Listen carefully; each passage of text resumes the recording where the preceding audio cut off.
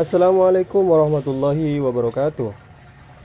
Jumpa lagi bersama saya di channel Kerja Kayu. Oke, di video kali ini saya ingin menunjukkan dan berbagi tentang beberapa jenis lem yang digunakan untuk aktivitas woodworking atau perkayuan. Jadi untuk yang pertama, lem yang paling sering digunakan oleh para woodworker yaitu adalah lem alifatik. Nah, lem alifatik ini ada dua jenis ya yang ada di hadapan saya. Yang ini adalah yang reguler yang warna merah, dan yang warna hijau ini adalah lem alifatik yang jenisnya WRG atau water resistant glue. Nah, apa keunggulan dari lem alifatik ini untuk digunakan sebagai aktivitas di woodworking seperti jointing atau penyambungan kayu atau laminasi begitu. Nah, keunggulannya yang pertama itu lem alifatik ini lebih kuat ya daripada lem-lem yang sejenis dengan alifatik ini. Kemudian keunggulan berikutnya adalah cepat kering. Jadi dalam hitungan beberapa menit saja ini sudah bisa dilanjutkan pemrosesan berikutnya terhadap kayu yang dijenting ataupun dilaminasi tersebut. Kemudian yang ketiga itu lebih tahan panas. Jadi ketika sering diterpa panas, kayu atau substrat lainnya yang diberi aplikasi lem alifatik ini lebih kuat ya, tidak mudah terpecah sambungannya, tidak mudah lepas. Kemudian ini lebih ramah lingkungan karena tidak memakai formalin di dalamnya. Dan keunggulan berikutnya adalah lem ini lebih tahan terhadap solvent. Jadi ketika kawan-kawan melakukan finishing yang berbasis solvent, misalnya pakai thinner sebagai pengencer, pakai spiritus ataupun pakai bahan bakar misalnya seperti bensin dan sejenisnya, lem ini tidak akan mudah mencair meskipun terkena cairan solvent tersebut. Seperti itu. Oke, jadi bisa aplikasinya untuk laminasi, laminating, kemudian jointing, untuk assembling, dan untuk veneering bisa. Kemudian selanjutnya adalah yang lem alifatik yang jenisnya WRG. WRG ini adalah lem yang sifatnya lebih tahan terhadap air. Jadi kalau kawan-kawan punya project yang sifatnya itu outdoor yang sering kena air ataupun dekat area yang basah, maka penggunaan lem WRG ini adalah pilihan yang sangat tepat karena pada sambungan yang sering terkena air, jika pakai lem yang biasa yang reguler seperti ini itu akan mudah lepas sambungannya. Tapi jika menggunakan WRG ini lebih strong. Sama seperti yang ini tadi, keunggulan yang reguler ini sudah ada pada WRG. Namun di sini kelebihannya adalah ini lebih tahan air. Oke, selanjutnya ini ada lem ini ya. Ini lem jenis silikon. Cuma ini bisa diaplikasikan ke bermacam substrat atau antar substrat, misalnya kayu dengan besi misalnya, itu bisa menggunakan lem silikon ini. Kemudian besi dengan besi bisa pakai lem ini. Dan untuk beberapa material yang bisa diaplikasikan itu ada kayu dengan kayu, ada metal jointing, kemudian fiberglass, keramik, semen, kaca, itu bisa diaplikasikan ini ya.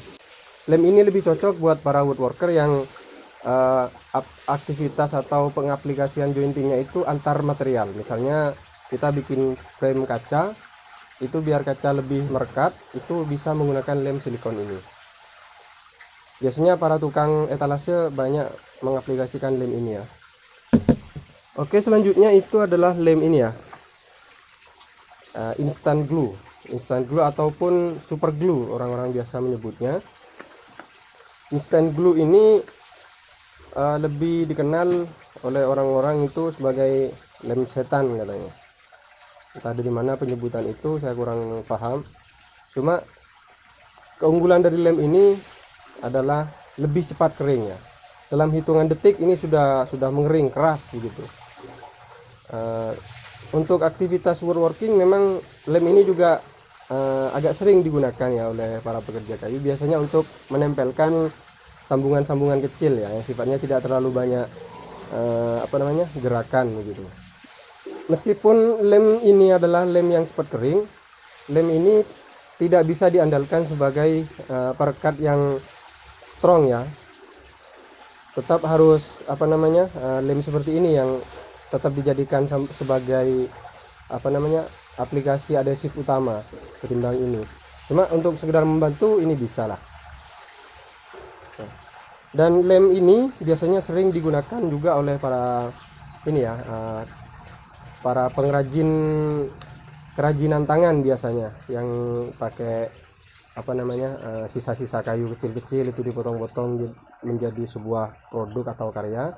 Itu lem seperti ini masih bisa dipakai. Cuma kalau untuk furniture yang skalanya besar, ukurannya besar, ini belum bisa ya untuk menggantikan posisi dari lem alifatik ini.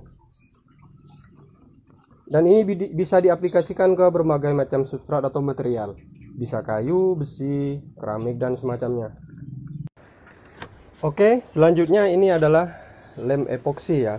Ini adalah lem 2 komponen. Di sini saya sudah ada dua ukuran, yaitu ukuran 1/4 kilo dan ukuran 1 kilo. Nah, lem epoksi ini adalah lem yang harus dicampurkan antara komponen base-nya atau resin dengan hardenernya. Jadi ketika tidak dicampur maka lem itu tidak akan pernah bekerja dengan baik. Lem ini sering juga digunakan oleh para pekerja kayu dan lumayan juga dikenal ya. Kemudian yang selanjutnya juga ini lem epoksi juga. Cuma ini lebih dikhususkan untuk otomotif, keperluan otomotif. Bedanya kalau yang ini untuk woodworking, kalau ini untuk yang otomotif ya. Biasanya tukang bengkel sering menggunakan lem ini. Nah, perbedaan keduanya hanya pada tingkat viskositas atau kekentalan lemnya. Kalau ini viskositasnya lebih padat ya. Jadi ini mirip pasta begitu ketika dicampurkan. Nah, pencampuran lem epoksi ini harus 1:1 di sini ya. Jadi ketika tidak 1:1 maka lem itu gagal untuk diaplikasikan begitu.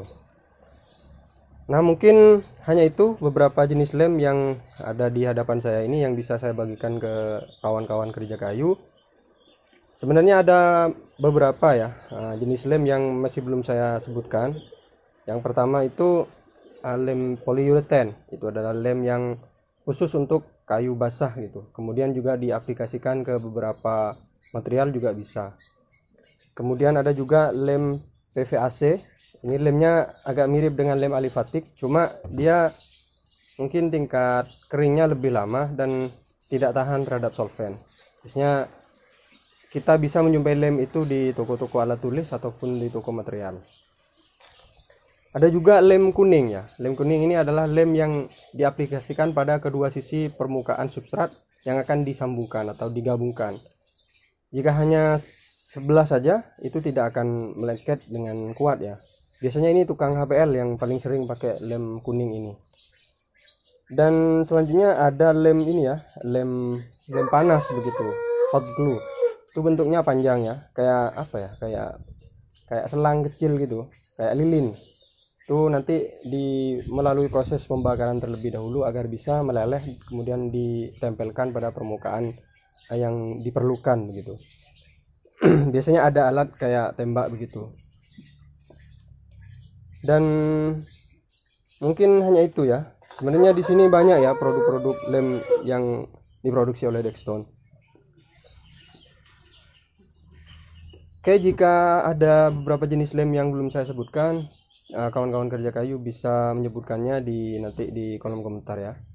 Sekian dulu untuk sharing tentang lem kali ini. Terima kasih buat kalian yang sudah menonton dari awal sampai akhir. Mohon maaf jika ada kesalahan dalam saya menyampaikan. Dan buat yang belum subscribe, silahkan subscribe terlebih dahulu, like video ini, kemudian share ke media sosial kalian agar orang-orang bisa tahu bahwa ada channel Kerja Kayu yang membagikan tentang hal-hal di dunia perkayuan. Dan jangan lupa nyalakan lonceng notifikasinya agar kalian bisa mendapatkan informasi video terbaru dari channel ini. Terima kasih. Wassalamualaikum warahmatullahi wabarakatuh.